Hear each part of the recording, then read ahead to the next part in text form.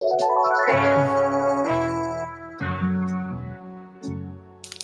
try to frame me with pictures I paint to cry and shame. I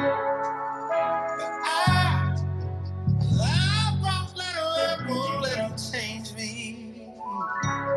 I remain ever remain.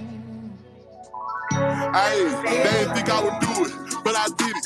Really having this shit really winning. Was time that I thought I'd forever be sinning and spinning whatever to stand on the business. But God bless the game, did it all but a sinning. All the shots they let off, but they ain't hitting. All the shots we let off, they ain't mentioned was hitting. Go ask why you finding them living.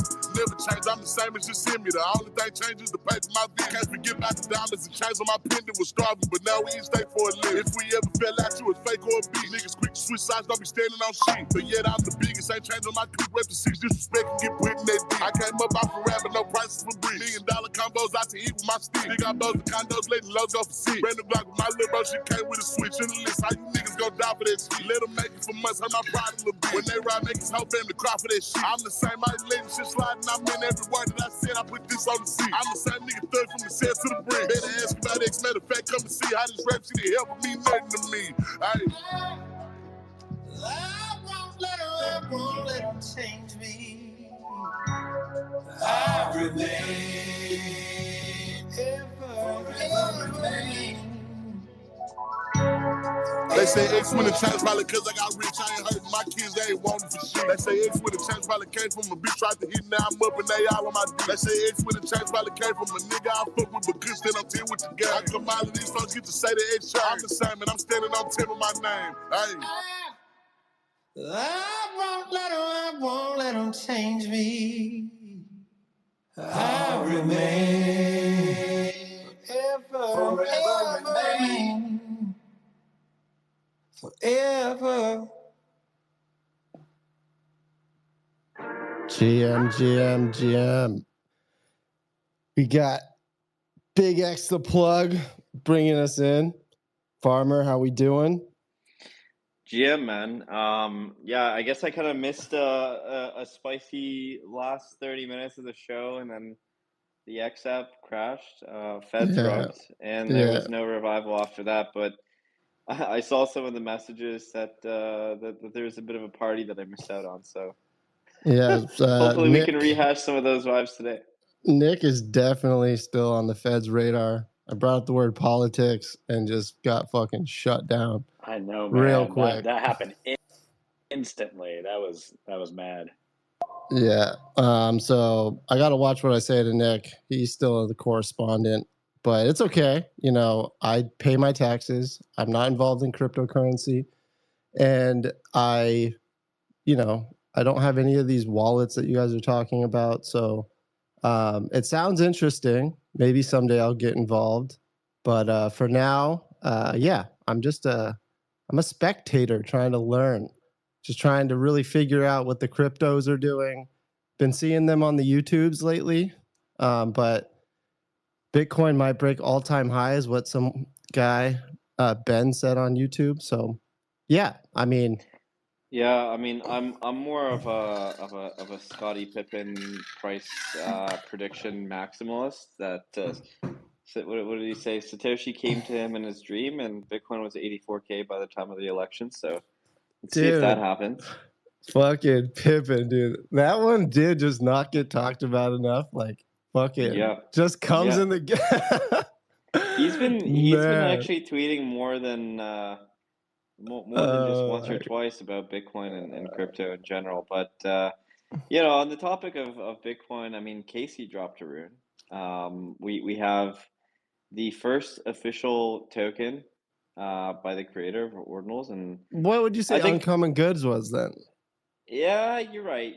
He did deploy that, and it was more of an experiment. And I guess this is his second experiment, which is fair. The cool part about this one is it's really tied to, actually, I think it's tied to inscription 0. There is some like lore around it. I think memento mori actually means you need to die or something like that. We're all gonna die. we're all we're gonna all die. gonna die. Yeah.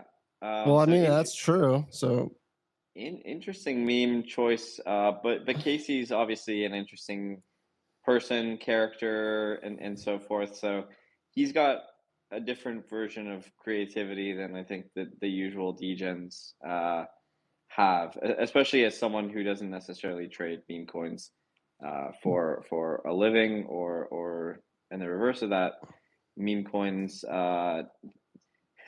funded by your living and to keep you at your 9 to 5. But look, I think there was a bit of like a controversial ordering of, maybe how the rune was delivered. I've seen kind of points for and points against, because it looked like a lot of or actually all of the Patreon subscribers got an allocation of the token, which Casey posted in a CSV file. That was kind of the airdrop. They collected the address, and that was 50% of the supply, with the remainder being kind of a distributed fair launch mint. So, we're talking about free and fair, and here Casey reverses the script and does a 50% pre-mine, and effectively did an ICO, as some people kind of, allude this to, like, is saying that we're donating to Patreon holders kind of, pseudo ICO like? I don't know. I think down the line there was this massive push to, hey, if you donate, you get tokens. So maybe that was like ICO like, whereas like the original Patreon supporters were supporting Hell Money Pod for good reason in the community, right? So I think yeah, it leaked a little bit too quickly, and once the degens get some alpha, man, it goes everywhere. yeah, no, I agree with, like, you can have those stances on like the ice, whatever, how it was released, and everyone has an opinion. But I do think that like that is a proper use case of doing things in a cryptocurrency ecosystem, of like rewarding early people with tokens, and like this type of flywheel effect of getting people engaged in things. I think it was pretty cool. I do think he's like a main character, obviously, to this, so it kind of made it very interesting, got a lot of attention. The mempool went crazy, and you're never going to please everyone in crypto. If you do that, I don't know, dude, fucking show me where that person is, because I mean, there, you just can't. But I do think that like that type of flywheel is pretty cool, and for other artists to entertain and kind of reward people. And honestly, like my biggest like thing that I was upset with runes was the pre-mine, simply because what made BRC20 so interesting and people come from other chains was the fact that it was everyone had the same opportunity to get the token. You just had to pay the miners, and if the team had enough conviction in itself, hey, simply just pay the miners, rather than kind of setting up this pie chart thing again. So I don't know. I thought it was an interesting use of the pre-mine. But yeah, I think it's going to be curious to see the next few months of a token like that, because maintaining a token hype and what people want from it after is going to be interesting to see roll out.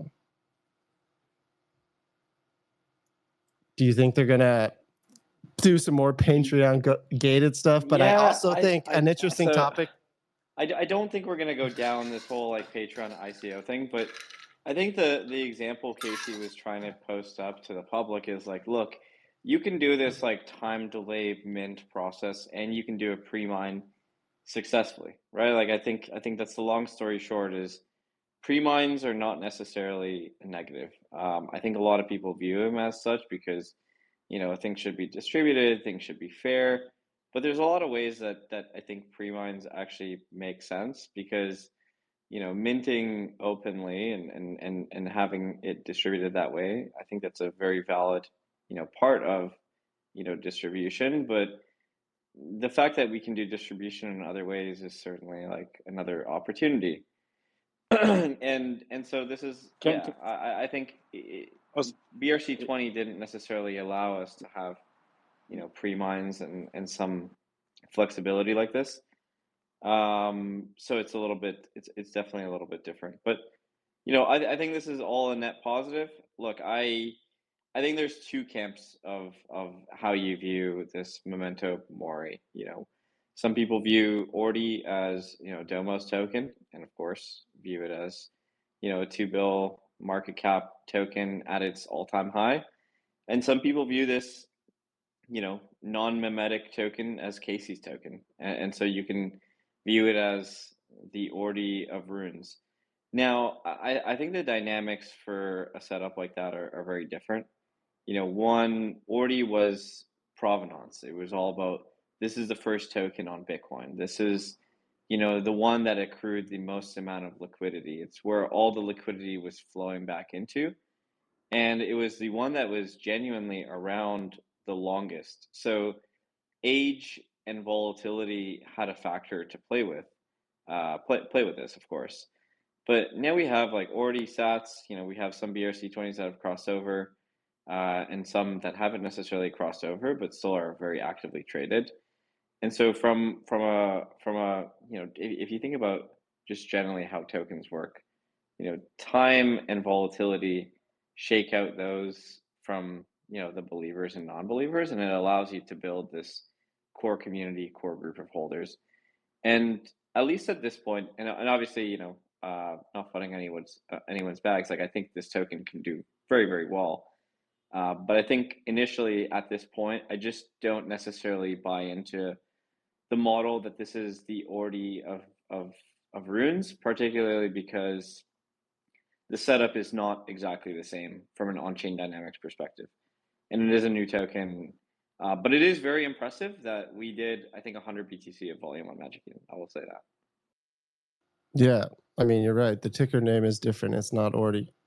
So I think, no, but I hear what you're saying. And like, I do think that it is really interesting. And I do think it was a good showcase of, I think, some of maybe the pushback that he was getting for the pre-mine and stuff.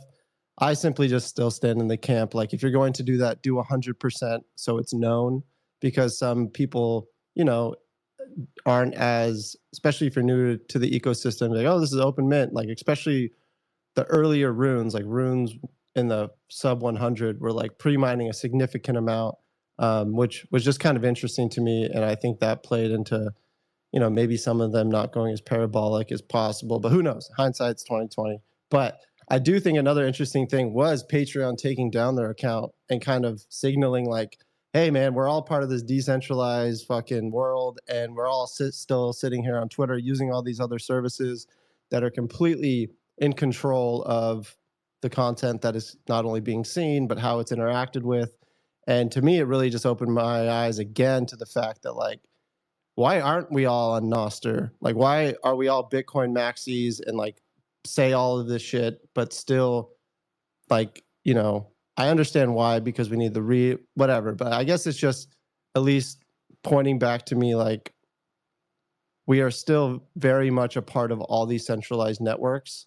And I'm curious to see how the evolution and how some of these, adoption of us being very interested in Bitcoin versus a currency now as a data storage layer, and now, fungible tokens coming on top of it in a trustless way with like what Arch is doing and all these projects that are pushing it.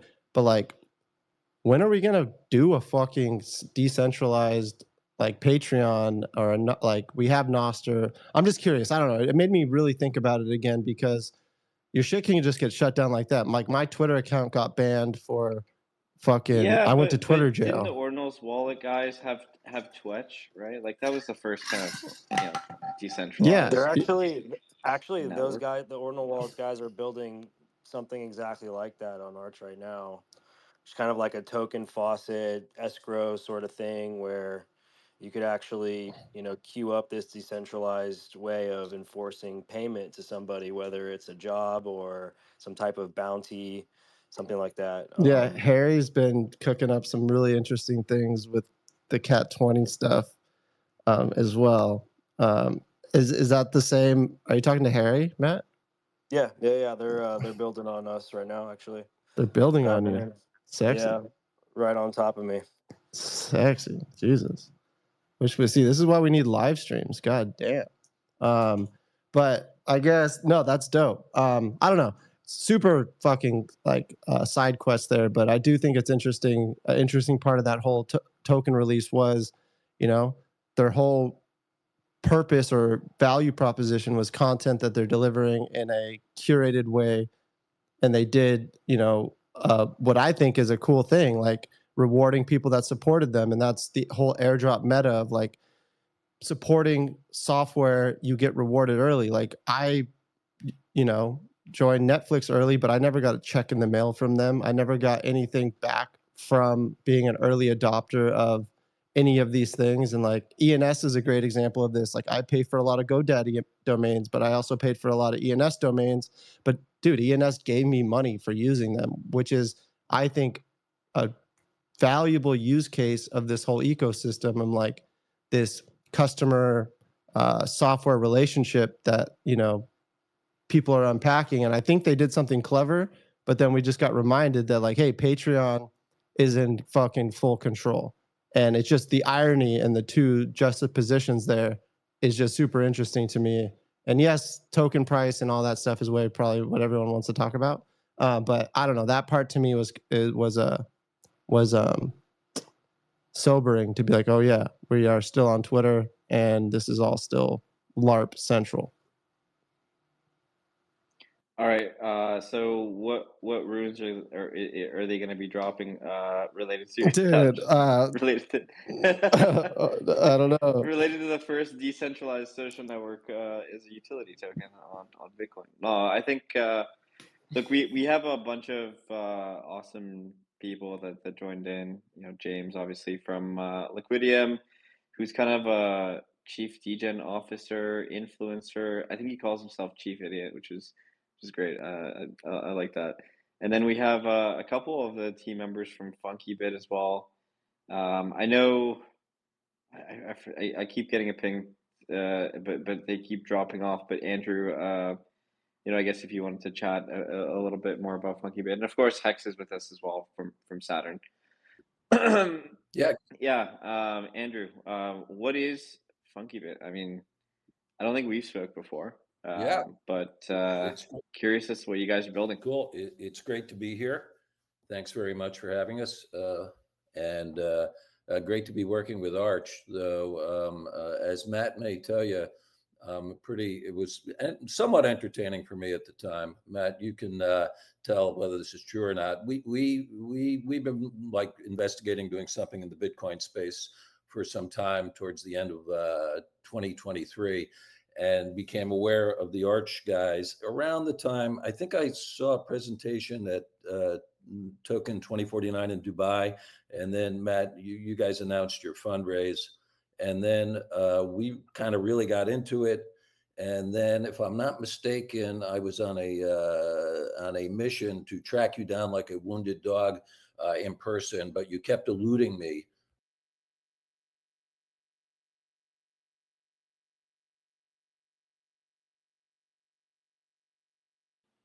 Matt, you still with us? He's doing it again. Oh, sorry. Yeah, I was about to say it's my job to run the interference here, and yeah, sorry, Andrew. You'll have to try again next time. Yeah, sorry about that. Okay, I'm not sure where I lost you there, but I think I just dropped out. But we finally tracked Matt and the team down in Nashville at the Bitcoin Builders event, and since then we've gotten amazing support from them, and it's really been a great relationship so far. So, notwithstanding the fact that he eluded me for over 2 months, we're deep in with him now. And what FunkyBit is doing, we describe it as a cross-chain liquidity protocol that's anchored in Bitcoin. And you know, the way I can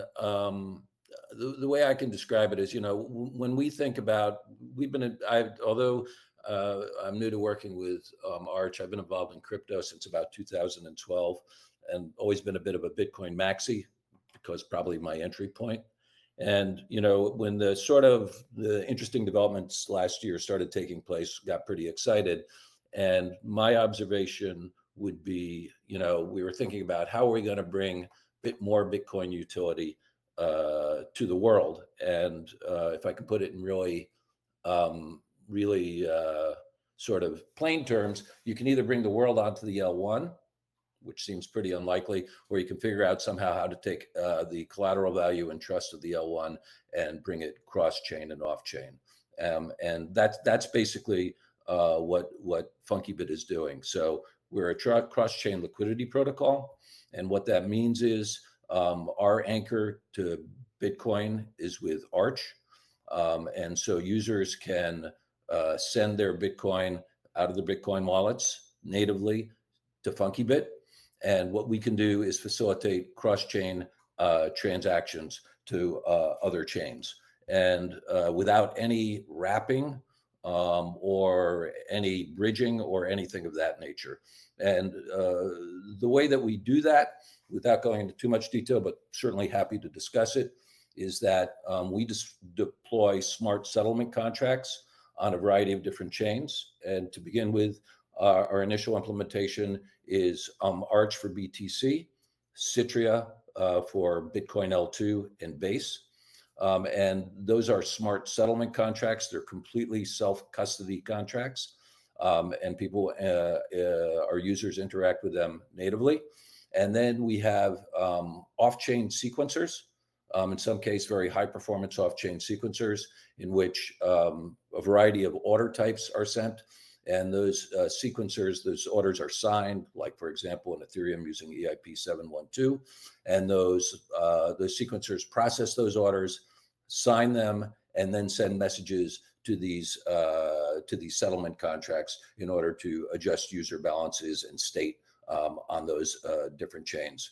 And all of the activity, including the basically the signed orders that come into the sequencers, the sequencer activity, the messages that are sent to the settlement contracts, and the actual settlements they're subject to ZK validation and CK verification. So they're basically fully trust minimized in the end. You can't do a settlement or anything without actually having the proof verified. And so that's sort of a very big picture idea of what we're doing. Hopefully, like, it was reasonably clear. I'm hopeful. But then the question is, what sort of use cases, are valuable here from our perspective.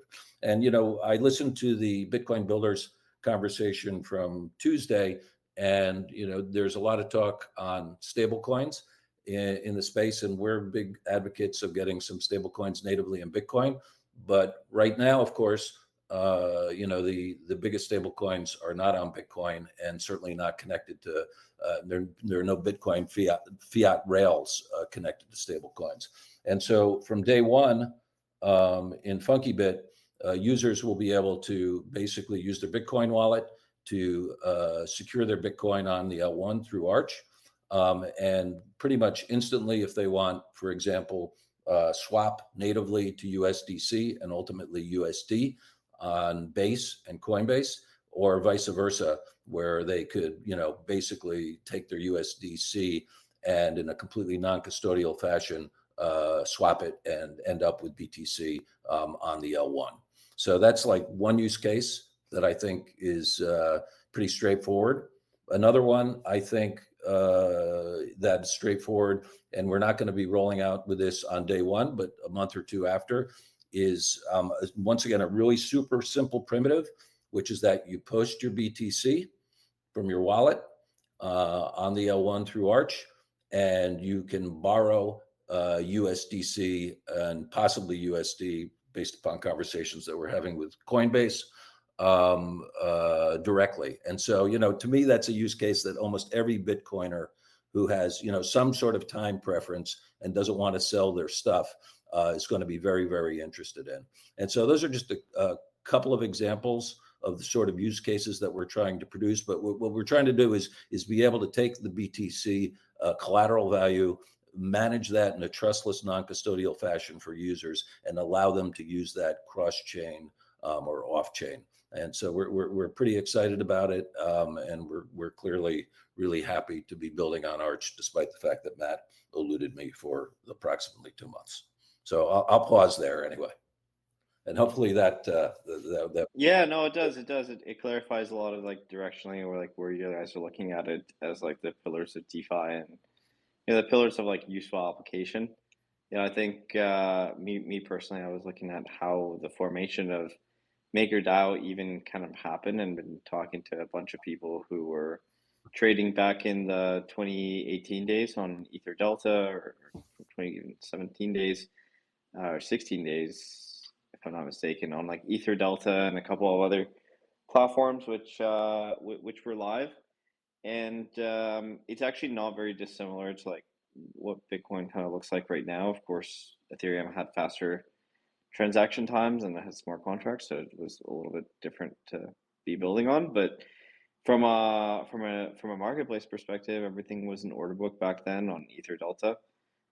Everything's a marketplace order book right now on Bitcoin. Although I will say, making an order book marketplace is significantly more difficult on Bitcoin because all of this works in UTXOs. But certainly an avenue that is possible to be done when Arch kind of brings things into fruition.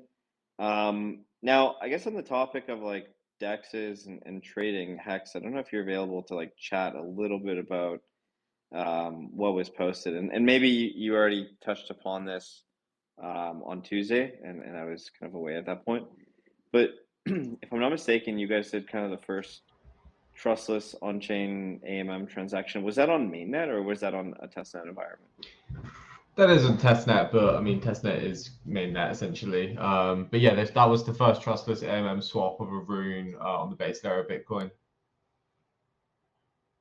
Cool. Yeah, I know Bunzi also was like an OG experimenter back in the BRC 20 days of trying to make liquidity pools and such work, and actually, him and the gang figured out how to make a lot of things work. But I think in the OmniSat, obviously Bunzi's still building OmniSat, but maybe his original vision for it looks very different than the current iteration. So on the testnet side of things, I guess if you can walk me through how you're kind of envisioning kind of the workflows. So I was on a Stack Spaces yesterday because Nakamoto went live, and it genuinely works, and everyone's just like, oh, cool, like this feels like Ethereum, and I'm like, okay, well, I guess that's good, but like it's not good enough, right? Like it's got to feel like Solana, like. But look, at the end of the day, it's a really interesting kind of exercise. James, I think you were on that Spaces with Bifflo and the rest of the guys as well. And part of like what I think you guys and a couple of the teams were talking about is maybe using like Stacks as a smart contract layer as a stopgap or something like that. But Hex, just going backwards a little bit, like from a user flow perspective, if I have runes, right, and if I have Bitcoin, and if I want to provide liquidity for that, right, like usually on another chain, I have to approve one side and then I have to approve the other side. I can approve these transactions in the same block, like as in, if the pool is at like 1 Bitcoin for 1,000, other tokens, I could just send 1,000 tokens and 1 Bitcoin and have a balanced LP, like just with one click as an LP, or do I have to kind of bridge it into an environment and then I'm able to operate with it? I know. Just trying to figure out like how the application stuff that does take some trust assumptions on will look like and function. Yeah, so there's a couple signatures involved, but primarily that's down to the UTXO side of things. So obviously, if you've got one UTXO and you want to sell half it, we need to obviously split that UTXO and automate that process for the user. The general thinking here is that we just want to provide as simple an experience as possible for the users. So making things like splitting UTXOs, not required anymore, and making sure that AMM swaps always pay out in a singular UTXO as well. in terms of like the first thing that happens is we create an anchor UTXO that keeps Bitcoin and Arch in sync, and then that's settled depending on the outputs of the transactions as well. Interesting. So is this okay. kind of part of like where you flag a UTXO that's like, hey, this UTXO is now a part and in communication with Arch Network? Is that kind of a way to think about it? Like it being kind of like Yeah, exactly. That's a really good way of thinking about it. So within the transaction, you're like, hey, this UTXO is signaling to Arch to do all of these things. And then within that UTXO, that thing can't be spent unless the verified node network signs on behalf of the node network to be like, hey, now this UTXO, go play, you did your job. Exactly. So the open source smart contract will then need to be verified by the network of validators. Gotcha. So yeah, I guess, Farmer, does that make sense? Like within the transaction, there's one UTXO that is the deterministic UTXO that everything else in that transaction can't be spent unless that UTXO is verified by the network that, and then are you guys passing in how much data in that UTXO is getting passed to Arch Network, and like how much that's not the right word. How much additional data is included that Arch Network needs to consume to do its thing? Is it quite heavy? Is it light? What does that look like? This is probably a better question for Matt if you're around to answer that one.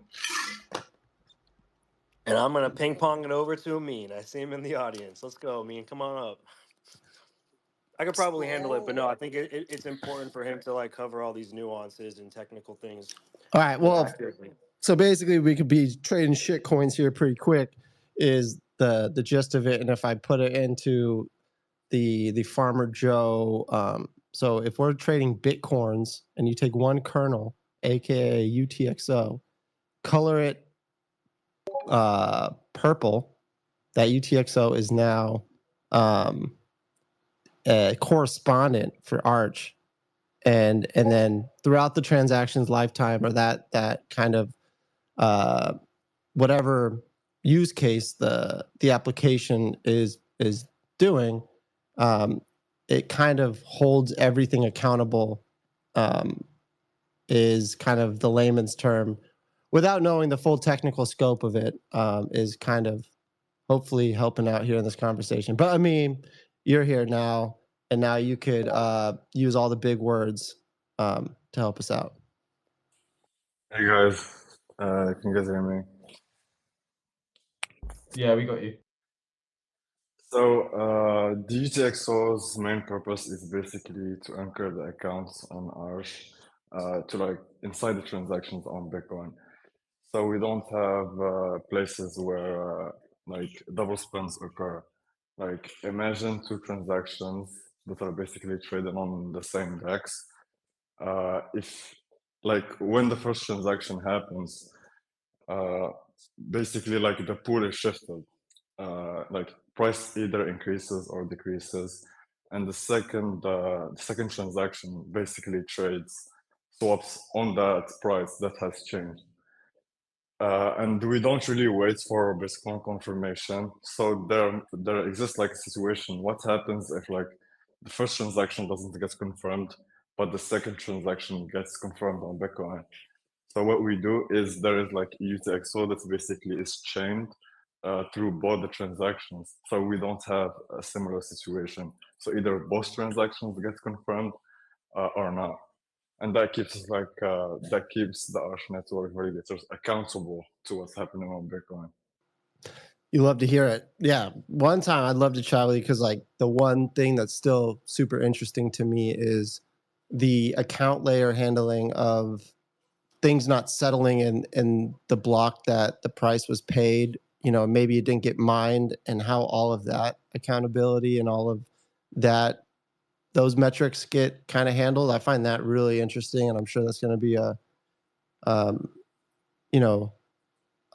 ever evolving kind of solution, because it's an interesting dynamic, right? With the price that you're paying for the transaction on Bitcoin layer, and then I would assume to incentivize the nodes, there'll be some type of transaction fee for the settlement on the Arch side, and just like how those like play friendly together and best serve something as time effective as a swap transaction with AMM. Like there's a lot of moving pieces to get price oracles and executions correct.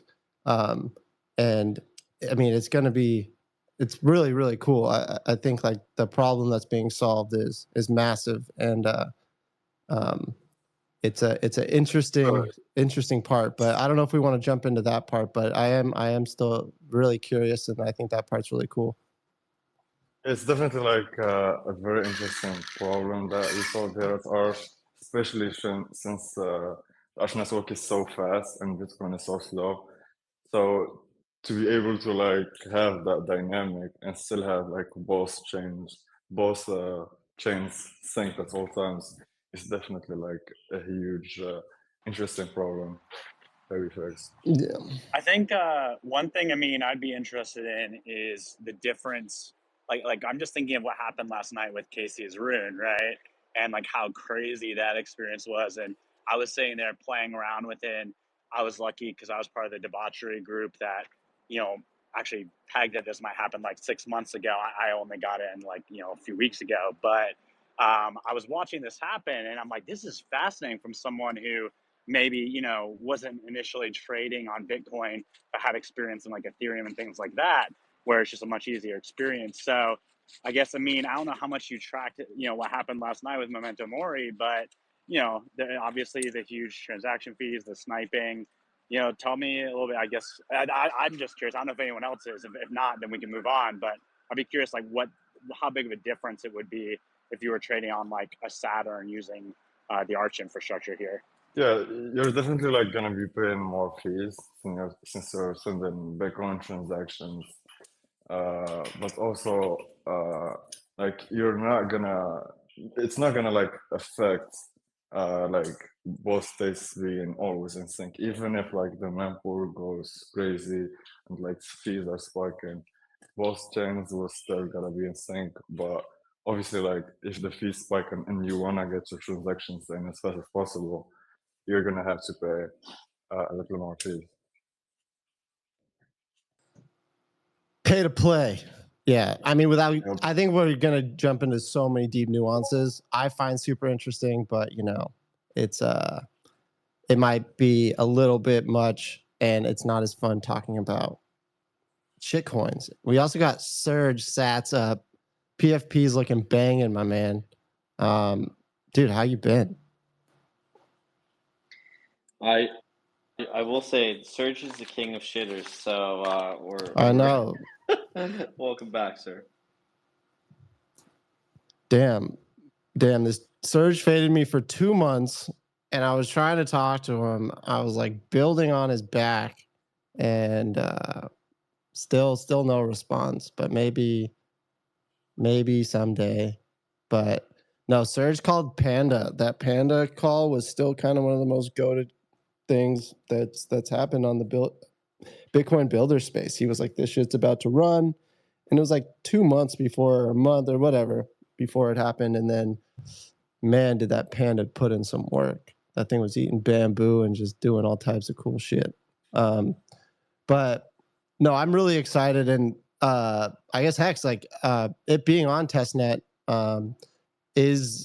are people going to be able to start participating and help, kind of a stress test what's going on? Oh yeah. So I was saying this in the spaces yesterday. Like we've tried to break it as much as we can, but no one's better at breaking a product than just general users. So we'll be hopefully, fingers crossed, putting the public testnet link out next Tuesday. But it depends on just a number of things. So that's kind of what we're aiming for. But yeah, that will be going live. There'll be some incentivized testnet stuff going from the Saturn end as well as the Arch end. So that'll be quite good for users. And then yeah, we'll do lots of like kind of white hat like bug hunting like prizes and things like that. And then, yeah, the sooner we can stress test it, try to break it, put it all back together again, the quicker we can get on mainnet. Hex, isn't one of the issues right now that none of the wallets actually index for runes on testnet 4? So one of the wonderful things about doing what we're doing is we need to herd lots of cats. And a lot of wallets haven't caught up with the testnet 4 upgrade yet. Obviously, Xverse is a good retail wallet for interacting with the Ordinals ecosystem, but doesn't have testnet 4 available yet. So the only wallet that you'll initially be able to play with Saturn with is actually Unisat. We are speaking to the Xverse guys who are working on doing that testnet 4 integration, but yeah, primarily it would just be through Unisat. Unisat don't have a rune indexer for their testnet 4 wallet, so trying to hustle at the moment to get them all caught up and making that workflow super easy for them. Fingers crossed that should be handled, but yeah, we'll let everybody know accordingly. If you do want to test out Saturn and you're worried about all the ins and outs, don't worry, I will do like a full breakdown user guide, wallets you need to use, how to get to testnet 4, how to get Bitcoin testnet tokens, everything like that, how to actually interact with the platform and make that super easy for people. But yeah, doing a lot of work my end to try to get all of the moving pieces working together, get Xverse on testnet 4, get Unisat to display runes on testnet 4. But important to note that this won't be an issue for mainnet. So on mainnet, you're going to have the ordinals.com indexer. You'll be able to use with every single wallet. This is purely a testnet 4 issue. So it's a weird, nuanced thing we're dealing with at the minute. Yeah, we're all very excited to publicly try out, the AMM swap and everything, but we just have to realize that, even some of the infrastructure part of the market has not quite caught up to programmability on Bitcoin yet. So there's a number of reasons why we chose testnet 4 versus testnet 3 or Signet. So maybe we can explain why if that's interesting to people, but otherwise we can move on to the next thing.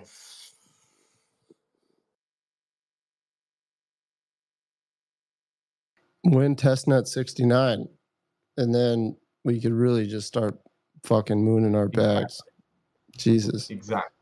Testnet 4, what is this? Testnet for ants? Let's fucking get this shit leveled up, boys, and start dumping shit coins on Uber drivers' heads. Because I've been taking a lot of Ubers and they've been buying tokens, I've been saying, and they're making money because I'm not. Still, I don't buy them. I just have a lot of conviction and cool memes. I never buy them, and then